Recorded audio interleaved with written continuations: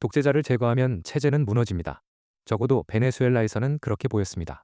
마두로는 끌려 나왔고 권력은 순식간에 공백 상태에 빠졌습니다. 그런데 이란은 달랐습니다.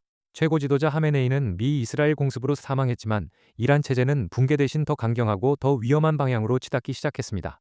국민 다수는 체제를 증오해도 소수의 핵심 세력은 혁명 수비대를 축으로 경제와 무력을 함께 움켜쥔 채 나라를 끌고 갑니다. 군대인 동시에 재벌이고 이념 집단인 동시에 제재 회피 네트워크를 돌리는 이 괴물 같은 조직, 그 실체를 지금부터 추적해 보겠습니다. 2025년 초 카리브해의 밤바람 속에서 한 시대가 저물었습니다. 베네수엘라의 독재자 니콜라스 마두로 13년간 석유 부국을 사유화한 철권의 주인이 미군 특수부대에 전격 생포된 것입니다. 작전 개시부터 체포 완료까지 걸린 시간은 고작 몇 시간. 머리를 자르면 몸통이 무너진다는 소위 참수작전 독트린이 교과서적으로 입증된 순간이었습니다. 마두로를 중심으로 돌아가던 권력 구조는 구심점을 잃자마자 와해됐고 군부 장성들은 줄지어 항복을 선언하기에 이르렀습니다. 한 사람에게 온 나라의 운명이 걸린 체제의 필연적 종말이었습니다. 전략의 성공에 고무된 워싱턴이 다음 표적으로 삼은 곳 바로 이란이었습니다. 최고 지도자 알리 하메네이와 그의 일가족을 향해 쏟아진 정밀 폭격. 타격은 적중했고 작전은 성공한 것처럼 보였습니다. 하지만 여기서 시나리오가 완전히 뒤틀리기 시작했습니다. 베네수엘라는 독재자 한 명의 카리스마에 기댄 전형적인 원맨 시스템이었습니다. 마두로가 사라지자 그 아래 놓인 관료 체계는 자체 동력을 상실했고 국가 기능이 순식간에 정지한 것입니다. 반면 이란은 뼈대 자체가 완전히 다른 나라였습니다. 최고 지도자는 거대한 톱니바퀴 한 축에 불과할 뿐, 그 톱니바퀴를 실제로 돌리는 것은 종교와 군사, 경제를 하나로 꿰뚫는 별도의 조직체였습니다. 지도자의 피가 채 마르기도 전에 후계 구도를 확정짓고 보복 태세를 선포하는 조직체였습니다. 쓰러지기는커녕 분노를 연료 삼아 엔진이 더 거세게 회전하기 시작한 것입니다. 미국이 놓친 건 단 하나였습니다. 이란이라는 국가를 한 사람이 아니라 하나의 시스템이 떠받치고 있었다는 사실입니다. 그 시스템의 정식 명칭은 이슬람 혁명 수비대, 통칭 IRGC입니다. 이란 인구의 30%에 해당하는 핵심 지지층을 결집시키는 구심점이자 국가 위에 국가로 군림하는 이 존재가 대체 무엇이기에 지도자를 잃고도 폭주를 멈추지 않는 것일까요? 이란의 내부를 들여다보면 이 나라는 사실상 두 개의 국가로 쪼개져 있습니다. 테헤란 북부의 카페거리에서는 히잡을 벗어던진 젊은 여성들이 서구식 음악을 틀어놓고 SNS에는 체제를 조롱하는 밈이 넘쳐납니다.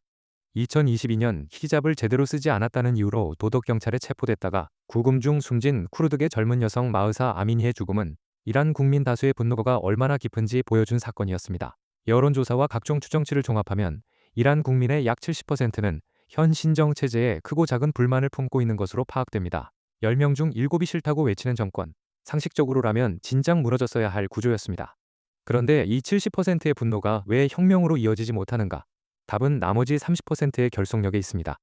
이 30%는 단순히 체제를 지지하는 수준이 아닙니다. 1979년 이슬람 혁명의 직계 후손이라는 정체성으로 똘똘 뭉친 이란 사회의 뼈와 근육 그 자체였습니다. 이들은 바자르 상인, 성직자 가문, 군과 민병대 출신, 그리고 혁명 수비대의 경제 생태계에서 밥줄이 연결된 수백만 가구로 구성된 거대한 이해관계 집단입니다. 체제가 무너지면 자신의 일자리, 연금, 사회적 지위가 동시에 증발하기에 목숨을 걸고 현 질서를 지킵니다. 이 30%의 정점에 서 있는 것이 바로 혁명 수비대 IRGC입니다. 일반 군대인 이란 정규군과는 완전히 별개로 존재하는 조직입니다. 정규군이 국가를 지킨다면 혁명 수비대는 체제를 지키기 위해 탄생한 군사 조직입니다. 육군, 해군, 공군, 특수부대, 쿠드수군까지 자체 편제를 갖추고 있고 산하의 바시즈라 불리는 민병대 조직원만 수백만 명에 달합니다. 서울 인구의 절반이 넘는 규모가 하나의 명령체계 아래 움직이는 셈입니다. 이들은 시위대를 진압하고 선거를 관리하며 언론을 통제하고 국경 넘어 전쟁까지 수행합니다. 국가 안의 국가, 아니 국가 위의 국가였습니다. 그런데 이 조직이 단순한 군사력만으로 40년 넘게 체제를 유지해온 건 아니었습니다. 총칼보다 더 강력한 무기가 있었으니 바로 돈이었습니다. 혁명 수비대를 단순한 군사 조직으로 이해하면 이란이라는 퍼즐은 영원히 풀리지 않습니다. 이들의 진짜 권력은 총구가 아니라 장부에서 나옵니다. 혁명 수비대는 이란 경제의 거의 절반을 장악한 거대 지주회사이자 사실상 국가 최대의 재벌 그룹이기도 합니다. 그 규모를 가늠해보면 이렇습니다. 혁명 수비대 산하 기업들이 직간접적으로 지배하는 경제 영역의 추정치는 약 120조 원입니다. 삼성전자 한 해 영업이익의 대여섯 배에 맞먹는 금액이 하나의 군사 조직 소나기에 들어가 있는 셈입니다. 통신, 건설, 에너지, 항만, 물류, 심지어 자동차와 금융까지 이란에서 돈이 되는 산업 중 이들의 손이 닿지 않은 분야를 찾기가 더 어렵습니다. 이 경제 제국이 만들어진 데는 구조적 이유가 있었습니다. 1980년대 이란-이라크 전쟁이 끝난 뒤 파괴된 국토를 재건해야 했지만 정부 재정은 바닥이었습니다. 혁명 수비대는 자체 건설 부대를 동원해 도로와 댐을 지었고 그 대가로 국가 인프라 사업의 우선 계약권을 따냈습니다. 전후 복구의 공로자라는 명분 위에 경제적 이권이 한 겹씩 쌓인 것입니다. 민영화 바람이 불어도 수혜자는 언제나 수비대 연계 기업이었고 경쟁 입찰은 형식에 불과했습니다. 수십 년에 걸쳐 이 구조가 굳어지면서 혁명수비대는 종교적 신념과 경제적 이해가 하나로 용접된 괴물이 됐습니다. 이것이 바로 이 조직이 체제를 목숨 걸고 지키는 진짜 이유입니다. 신앙만으로는 설명되지 않는 충성심의 뿌리가 여기에 있습니다. 체제 붕괴는 곧 내 밥그릇, 내 연금, 내 사업이 통째로 증발하는 것을 의미하기 때문입니다. 한국의 재벌그룹이 동시에 군대이자 종교단체이기도 한 존재를 떠올려보면 그 기형적 구조의 윤곽이 어렴풋이 잡힙니다. 그런데 이 120조 원짜리 제국을 유지하는 데는 한 가지 치명적 난제가 있었습니다. 미국의 40년 금융제재라는 거대한 장벽이었습니다. 미국이 이란에 본격적인 금융제재를 가한 것은 1979년 이슬람 혁명 직후부터입니다. 달러 거래 차단, 해외 자산 동결, 국제은행망 접속 금지까지 40년이 넘는 세월 동안 워싱턴은 이란의 숨통을 조여왔습니다. 상식적으로라면 이 정도 압박이면 120조 원짜리 경제제국은 진작 질식했어야 할 것입니다. 하지만 혁명수비대는 제재를 뚫는 독자적인 연금술을 개발해냈습니다. 그 핵심이 바로 유령함대, 영어로 섀도우 플리트라 불리는 암흑의 선단입니다. 페르시아만 한가운데 위성사진으로 포착되는 기묘한 광경이 있습니다. GPS 신호를 완전히 꺼버린 대형 유조선 수백 척이 마치 존재하지 않는 배처럼 바다 위를 떠돕니다. 이 선박들은 국적도 세탁돼 있습니다. 파나마, 라이베리아, 마셜 제도처럼 실제 주인과 상관없이 외국 선박 등록을 받아주는 나라의 깃발을 번갈아 달며 추적을 따돌리는 것입니다. 선박 한 척이 항해 중 서너 번 국적을 바꾸는 경우도 드물지 않습니다. 이들의 주요 목적지는 중국입니다. 미국의 제재망 바깥에서 이란산 원유를 받아줄 최대 고객이기 때문입니다. 바다 한가운데서 선박 간 환적, 즉 배에서 배로 기름을 옮겨 실어 원산지를 지우는 작업이 일상적으로 이루어집니다. 이렇게 밀수출되는 원유의 규모는 하루 수십만 배럴에 달하는 것으로 추정되며 연간 수십억 달러, 한화로 조 단위의 외화가 제재의 틈새를 비집고 혁명수비대의 금고로 흘러들어갑니다. 돈줄이 끊기지 않으니 체제도 무너지지 않는 구조입니다. 제재를 가하면 가할수록 오히려 혁명수비대의 독점력만 강화되는 역설이 벌어집니다. 합법적 무역 경로가 차단될수록 밀수를 조직할 수 있는 유일한 주체, 즉 군사력과 정보력을 동시에 갖춘 혁명수비대만이 살아남기 때문입니다. 제재가 독재를 약화시키기는커녕 독재기구의 시장 지배력을 높여주는 아이러니였습니다. 이 돈은 단순히 금고에 쌓이는데 그치지 않았습니다. 혁명수비대는 벌어들인 외화로 전혀 다른 차원의 사업을 벌이기 시작했습니다. 이 돈의 상당 부분은 국경 너머 중동 전역에 펼쳐진 대리전 네트워크를 운영하는 데 투입됩니다. 그 핵심 부서가 바로 혁명수비대의 해외작전 전담 조직 쿠드스군입니다. 쿠드스군의 전략은 직접 전쟁이 아닙니다. 직접 싸우는 대신 각 지역의 무장단체에 무기와 자금, 훈련을 제공하고 원격으로 조종하는 프랜차이즈 모델을 구축한 것입니다. 레바논의 헤즈볼라, 팔레스타인의 하마스, 예멘의 후티 반군, 이라크의 시아파 민병대까지 이 프랜차이즈의 가맹점 명단입니다.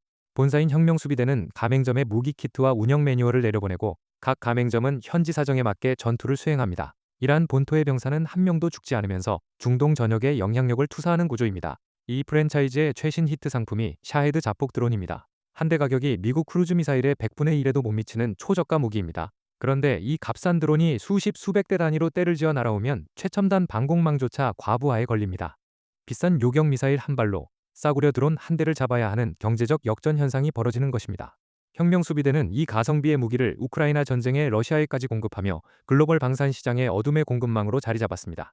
하마스의 로켓, 후티의 홍해 선박 공격, 러시아의 우크라이나 도시 폭격, 그 뒤에는 하나의 공통된 병참선이 이어져 있습니다. 혁명수비대가 구축한 이 대리전 생태계는 이란이 직접 전면전을 벌이지 않고도 적국을 끊임없이 소모시키는 비대칭 전략의 결정체입니다. 총알 한 발 쏘지 않고도 상대의 피를 말리는 전술입니다.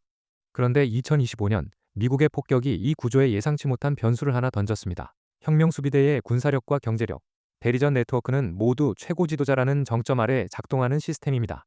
그런데 2025년 폭격 이전, 이 정점에는 심각한 균열이 하나 자라고 있었습니다. 바로 권력 세습 문제였습니다. 84세의 알리 하메네이는 차남 모즈타바 하메네이를 후계자로 밀어왔습니다. 이란 신정체제에서 최고 지도자는 이론상 성직자 합의체인 전문가 회의가 선출하도록 설계돼 있습니다. 그런데 아버지가 아들에게 자리를 물려주겠다는 것은 이슬람 공화국의 근본 원칙을 정면으로 부정하는 행위였습니다. 체제 내부에서조차 반발이 거셌고 개혁파는 물론 보수 강경파 일부까지 세습의 불편한 기색을 감추지 않았습니다. 혁명수비대 안에서도 모즈타바의 능력과 정당성에 의문을 품는 목소리가 존재한 것으로 알려져 있었습니다. 미국은 바로 이 균열을 노렸을 가능성이 큽니다. 지도부를 물리적으로 제거하면 후계 구도를 둘러싼 내부 권력 투쟁이 체제를 안에서부터 무너뜨릴 것이라는 계산이었습니다. 하지만 결과는 정반대로 돌아갔습니다. 하메네이 일가족이 폭격에 몰살당한 순간 세습을 둘러싼 모든 논쟁이 일시에 증발해버린 것입니다. 모즈타바는 더 이상 아버지의 권력을 물려받는 왕세자가 아니었습니다. 외세의 폭격에 가족을 잃은 순교자 가문의 유일한 생존자, 피로 정당성을 획득한 후계자로 탈바꿈한 것입니다. 미국이 쏜 미사일이 이란 내부의 가장 민감한 정치적 약점을 단번에 봉합해버리는 역설이 벌어졌습니다. 반대파조차 이 상황에서 세습을 문제 삼기가 불가능해졌습니다. 가족이 순교한 사람의 계승을 반대하겠다고? 이란 사회에서 순교는 종교적 신성함의 최정점에 놓여 있는 가치였습니다. 어떤 정치적 논리도 이 감정의 벽을 넘을 수 없었습니다. 혁명수비대는 이 순교 서사를 전력으로 활용해 조직 내 결속을 더욱 단단히 조여왔고, 모즈타바의 권위는 아버지 시절보다 오히려 더 공고해지는 기현상이 나타난 것입니다. 참수작전이 체제를 강화시켜버린 이 패착 위에서 혁명수비대는 다음 수를 준비하기 시작했습니다. 미국이 이란의 지도부를 타격하는 데 성공했음에도 전쟁이 끝나지 않는 이유, 그 핵심은 혁명수비대의 전투 방식 자체에 있습니다. 이들은 처음부터 정면 대결을 상정하고 만들어진 조직이 아닙니다.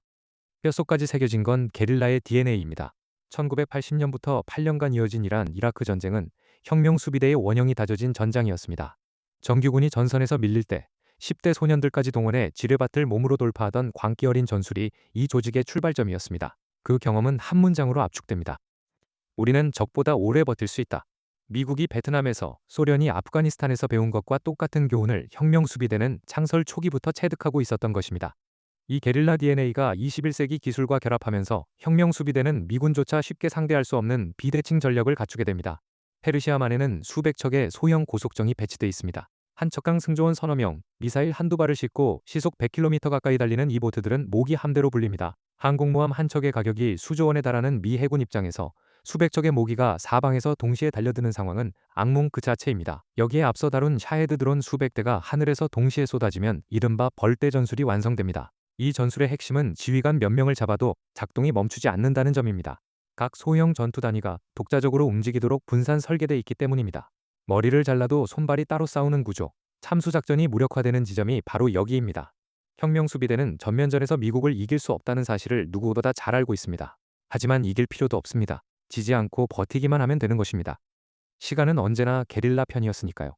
이 지독한 장기전이 단순히 먼 나라의 전쟁으로 끝날 문제가 아니라는데 진짜 공포가 있습니다. 혁명수비대의 폭주가 우리와 무슨 상관이냐고 묻는다면 지도를 한번 펼쳐볼 필요가 있습니다. 페르시아만의 출구 호르무즈 해협입니다. 폭이 가장 좁은 구간은 고작 33km로 서울 강남에서 강북까지 거리의 2배 남짓한 바닷길입니다. 이 좁은 수로를 전 세계 원유 수송량의 약 20%가 매일 통과합니다. 지구상에서 가장 많은 기름이 지나가는 병목 지점입니다. 혁명수비대는 이 해협의 북쪽 해안선 전체를 장악하고 있습니다. 앞서 다뤘던 모기 함대와 대함 미사일 기지가 해안을 따라 촘촘히 배치된 상태입니다. 전면전이 격화되면 혁명수비대가 선택할 수 있는 가장 강력한 카드는 이 해협을 틀어막는 것입니다. 실제 봉쇄까지 가지 않더라도 위험만으로 국제 유가는 폭등합니다. 2019년 사우디 석유시설 드론 공격 당시 단 한 번의 타격에 국제 유가가 하루 만에 15% 치솟은 전례가 있습니다. 기름 한 방울 나지 않는 대한민국은 이 해협에 에너지 생명선이 걸려있는 나라입니다. 한국이 수입하는 원유의 상당 부분이 이 수로를 경유하며 유가가 뛰면 휘발유값만 오르는 게 아닙니다. 물류비가 올라 택배비가 뛰고 석유화학 원료값이 올라 플라스틱 포장재 가격이 뛰고 그 비용은 결국 마트 진열대 위 과자 한 봉지 가격에까지 전가됩니다. 주유소 전광판 숫자가 바뀌는 순간 여러분의 장바구니와 주식 계좌가 동시에 흔들리는 구조입니다. 그리고 이제 이 문제는 단지 기름값의 문제가 아니라 한국의 선택 그 자체가 되고 있습니다. 최근 도널드 트럼프 미국 대통령은 한국을 포함한 여러 나라의 호르무즈 해협 군함 파견을 공개적으로 요구했지만 한국 정부는 미국으로부터 공식 요청을 받은 바 없고 파병을 검토한 적도 없다는 입장을 밝혔습니다. 여야 역시 국회 동의와 신중한 판단을 강조하며 즉각 파병과는 거리를 뒀습니다. 이후 트럼프가 도움은 필요 없다며 동맹국들의 반응을 보려 했다는 취지의 발언까지 내놓으면서 이번 요구는 실제 연합작전 제안이라기보다 동맹의 충성도와 반응을 떠보는 시험 성격이 짙었다는 해석이 힘을 얻고 있습니다. 혁명수비대라는 존재가 주는 교훈은 명확합니다. 독재체제는 한 사람의 재고로 무너지지 않으며 이념과 이권이 용접된 시스템은 머리가 잘려도 스스로 재생한다는 것입니다.